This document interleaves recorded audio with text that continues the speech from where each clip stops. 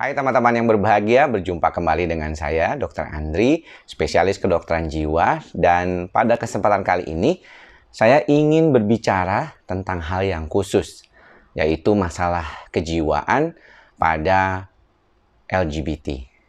Nah, kita tahu bahwa pada bulan Juni 2020 ini, seperti tahun-tahun sebelumnya, bulan Juni diperingati sebagai bulan awareness dari LGBT.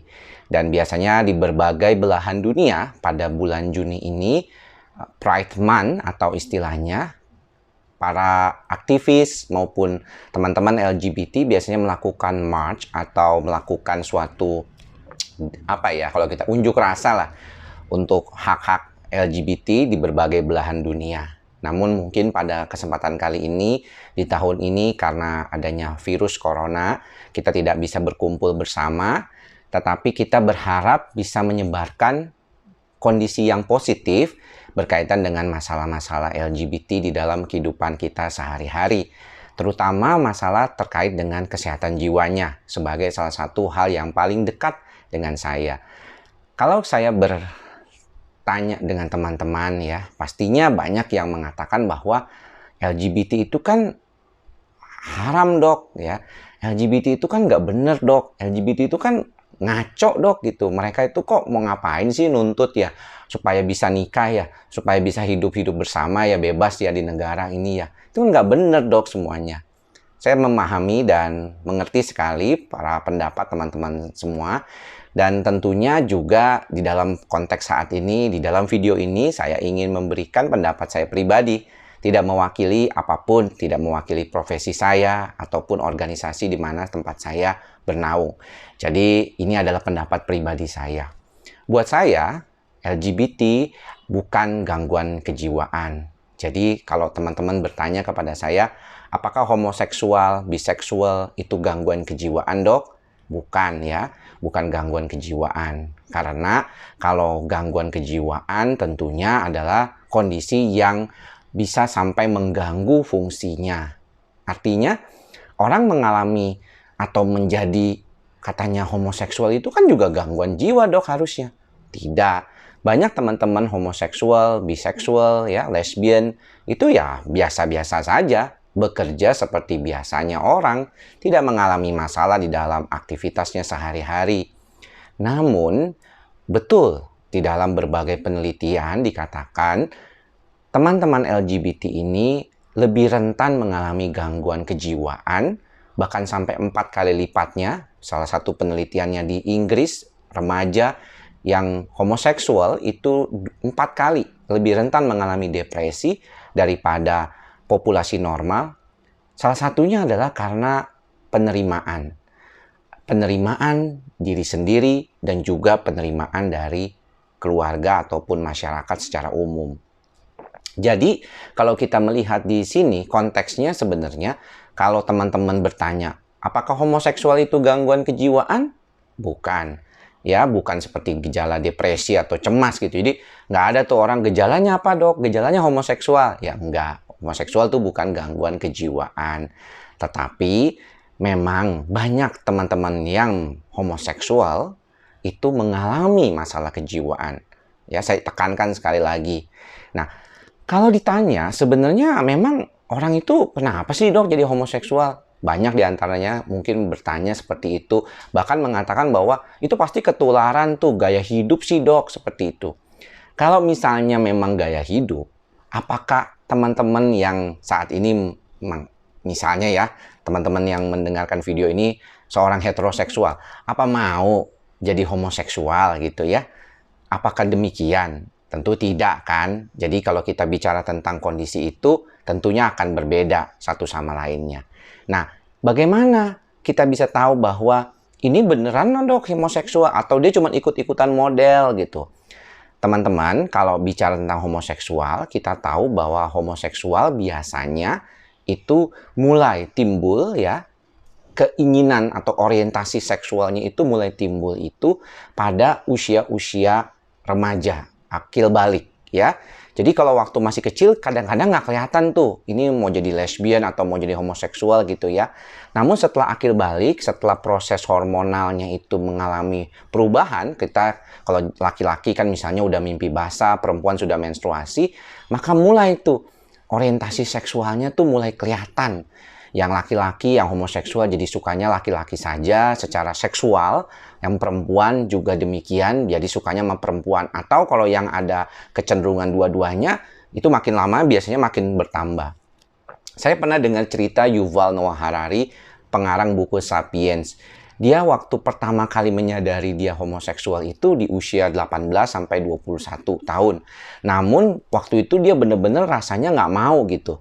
Dia merasa kok saya begini gitu ya. Mengapa saya agak sedikit berbeda nih dengan orang lain. Dan dia tidak bisa explore ataupun tidak bisa ngomong keluar bahwa dia adalah seorang homoseksual. Karena kekhawatiran, ketakutannya ya. Sampai usia 21 tahun dia baru mulai berani untuk keluar menampilkan dirinya bahwa dia adalah seorang homoseksual. Dan sekarang dia sendiri punya suami di Israel. Nah, ini hal-hal yang sebenarnya banyak dialami oleh teman-teman. Banyak teman-teman juga yang takut untuk speak out, mengatakan dirinya homoseksual, karena pasti tanggapan dari keluarga ataupun dari masyarakat sudah pasti nggak akan bisa. Apalagi kalau misalnya dilihat dari secara agama, ya, apalagi kontekstual negara juga demikian ya. LGBT ini harus dilarang ya, karena ini ada beberapa yang mengatakan ini bagian dari proxy war ataupun apalah itu. Nah, tentunya saya tidak berkompeten ya berbicara tentang hal itu dari sisi baik negara maupun agama. Tapi dari sisi kesehatan jiwa, dari sisi kondisi yang berkaitan dengan penelitian-penelitian terkait dengan LGBT ini, saya bisa simpulkan bahwa LGBT ini ya, homoseksual dan biseksual itu bukan gangguan kejiwaan. Teman-teman bisa lihat sendiri di DSM atau di PPDGJ ya. Sebenarnya dari penelitian juga dikatakan demikian, bahwa mereka ini bukan mengalami masalah ya, artinya kondisi homoseksual itu bukan gangguan jiwa, itu adalah orientasi seksual. Jadi orientasi seksual itu ya sama aja kayak kita suka sama perempuan, perempuan suka sama laki gitu, itu termasuk homoseksual ya, dengan suka dengan laki-laki, dan yang lesbian suka dengan perempuan itu sebenarnya adalah orientasi seksual. Jadi bukan berkaitan dengan segala sesuatu yang sifatnya gangguan kejiwaan. Ada teori-teori banyak lah yang dibilang katanya itu gara-gara ketularan pamannya yang homoseksual, dia dibully, dia di-abuse gitu. Sebenarnya tidak semudah itu. Bahkan di dalam salah satu situs psikiatri LGBT juga dikatakan bahwa ini tidak ada hubungannya dengan misalnya faktor bawaan genetik gitu. Karena tidak ada penelitian yang menjelaskan benar-benar itu masalahnya ada di sana, di genetik gitu. Jadi apa dong dok? Nggak tahu. Jadi kalau ditanya mengapa orang bisa mengalami gangguan skizofrenia misalnya, sampai sekarang orang nggak tahu juga kan. Kenapa bisa ada orang 1% dari populasi itu ada yang mengalami skizofrenia, tidak tahu. Terus kenapa orang bisa jadi orientasi seksualnya homoseksual dok, ataupun biseksual? Ya itu memang variasinya gitu. Kita nggak bisa memandang manusia itu orientasi seksualnya sebenarnya seperti hitam dan putih gitu ya. Laki-laki sukanya harusnya sama perempuan, perempuan harusnya sukanya sama laki-laki. Nggak boleh dua-duanya atau nggak boleh salah gitu milihnya. Nggak bisa begitu juga gitu. Karena semakin kita memahami kondisi manusia apa adanya, kompleksitas itu semakin banyak. Kompleksitas itu semakin luas. Nggak bisa kita lihat kondisi itu satu persatu. Makanya daripada itu, perkembangan ilmu kedokteran juga mencoba mengatasi masalah-masalah dalam kehidupan manusia. Dan dalam ilmu kedokteran jiwa tentunya kita juga menyadari bahwa problem yang berkaitan dengan masalah ini seringkali ada. Jadi kalau ditanya bahwa pasien-pasien yang homoseksual itu dok bisa kembali lagi nggak sih jadi heteroseksual? Lah emang kenapa dia kalau homoseksual? Orang dia nggak kenapa-napa kok. Kalau dia bisa bekerja dengan baik, dia bisa mengatasi kondisinya dengan baik, dia bisa berkondisi dengan baik. Dari dulu juga udah ada kok. Ya kita tahu kok itu sudah ada dari dulu. Cuman dulu tuh nggak terlalu dibesar-besarkan seperti sekarang. Mungkin karena sekarang ini ada movement, ada pergerakan, ingin pengakuan hak ya, demokrasi ya, persamaan hak. Ini yang menjadi salah satu orang jadi aware gitu. Ada media sosial, ada televisi, ada media yang membuat orang-orang jadi aware dengan LGBT. Jadi ya jadi aware aja. Kalau dari dulu ya udah ada. Teman-teman kita juga ada kok. Tetangga kita juga mungkin ada kok. Cuman nggak speak out aja gitu bahwa dia adalah seorang LGBT. Kalau sekarang kan orang mau speak out gitu.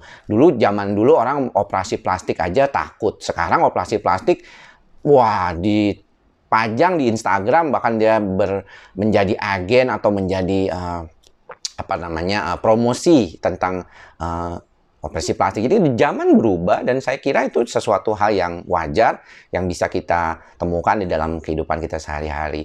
Dan kalau ada yang bilang, bisa kok dok, itu homoseksual itu berubah dok jadi laki, jadi suka perempuan juga. Mungkin dia bukan homoseksual beneran. Atau misalnya ada yang lesbian, suka kok jadi sama perempuan juga dok.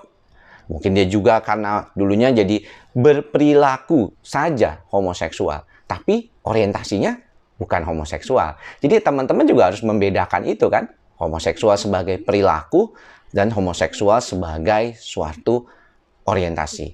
Kalau perilaku tentunya ya Anda bisa juga berperilaku homoseksual kan, misalnya Anda kan paling takut tuh misalnya kalau misalnya ada homoseksual tuh katanya sodomi dan segala macamnya. Ya memang betul ada yang melakukan hal tersebut, tapi ada juga pasangan normal juga yang melakukan anal seks seperti itu.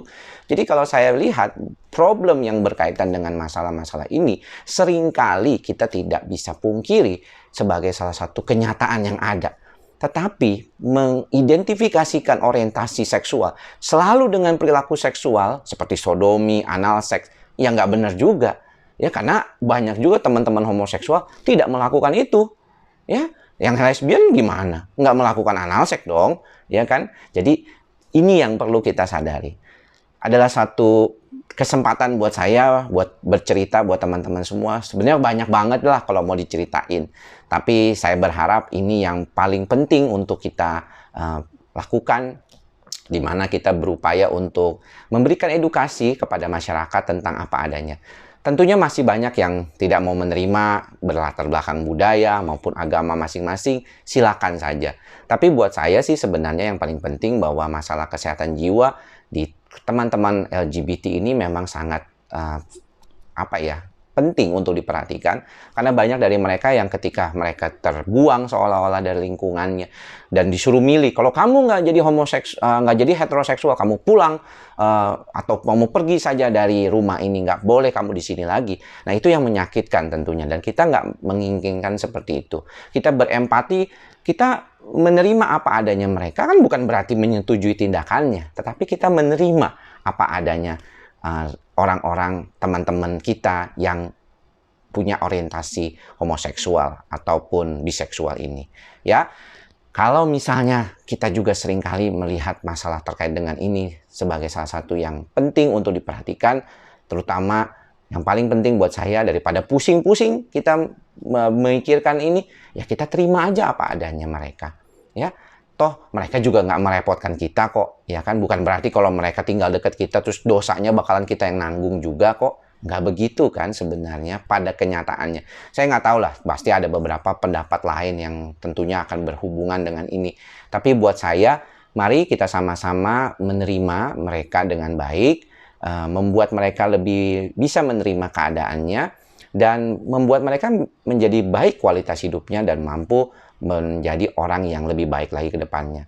Banyak kok teman-teman LGBT itu yang bagus-bagus, yang bisa menjadi sesuatu, dan mereka bisa melakukan aktivitas seperti biasa, bisa memberikan makna kehidupan kepada dunia ini dengan baik lagi. Mari kita dukung mereka untuk bisa menjadi apa adanya mereka, dan menjadikan mereka punya kualitas hidup yang lebih baik lagi ke depannya. Terima kasih sudah menonton video ini. Sampai ketemu lagi di lain kesempatan. Salam sehat jiwa. Bye-bye.